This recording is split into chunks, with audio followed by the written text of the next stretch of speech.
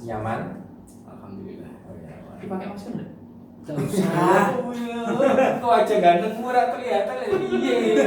Aduh.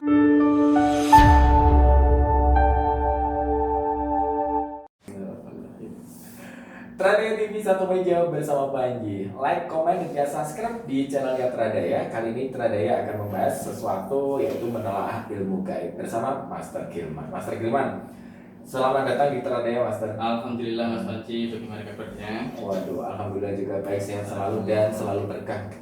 Berlimpah, amin. Nah, saya akan membahas bersama Master Gilman yaitu mengenai ilmu gaib, Master Gilman.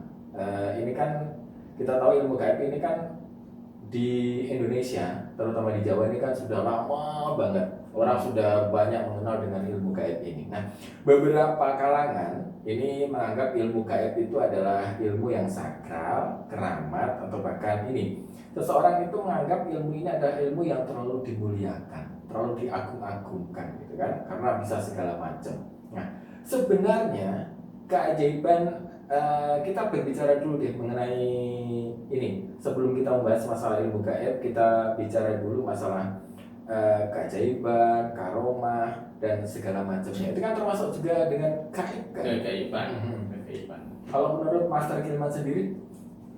Kalau menurut saya masalah gaib ya Pak ya.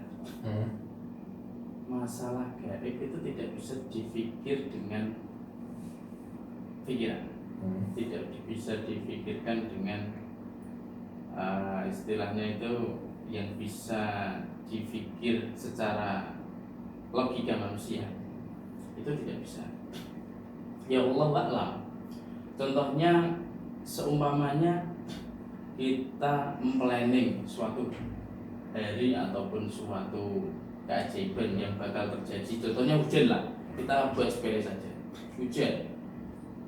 Wah nantinya ini awan sudah terasa gelap, pasti akan terjadi turun hujan. Oh ternyata tidak. Itu kan suatu contoh kecil kegaiban, suatu contoh kecil yang mana memang tidak bisa dipikir nalarkan daripada pikiran manusia. Begitu. Sampai sekarang pun dan sampai besok pun hal secara gaib ataupun yang sifatnya itu wallahu a'lam ya, yang tidak bisa dipikirkan dengan nalar pikiran itu tidak bisa dipecahkan, bahkan dipikirkan sampai secara ilmiah ataupun secara metodologi bla bla dan lain sebagainya, itu insya Allah tidak bisa. Yang namanya keajaiban, kita belum lahir saja sudah ada. Bahkan kalau kita flashback atau urutkan ke belakang, itu sampai mana pikiran kita? Seperti itu Pak.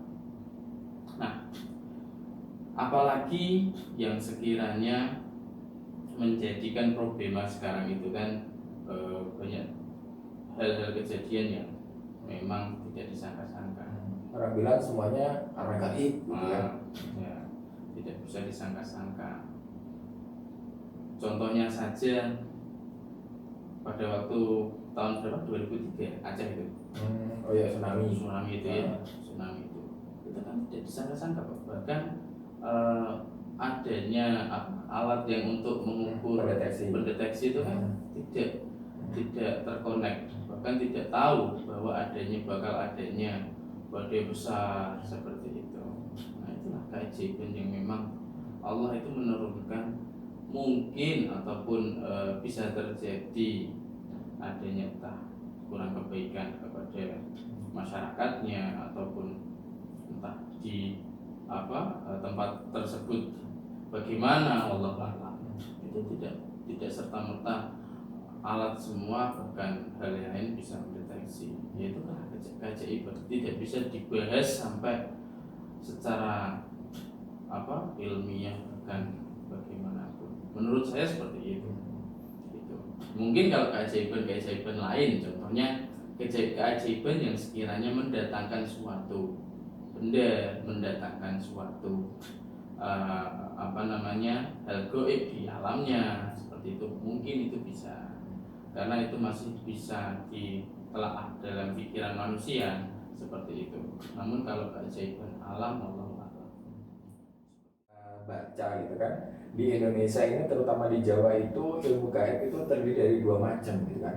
Ada ilmu hikmah, ada yang tergabung dalam ilmu hikmah, yang tergabung dalam ini Islam kejawen.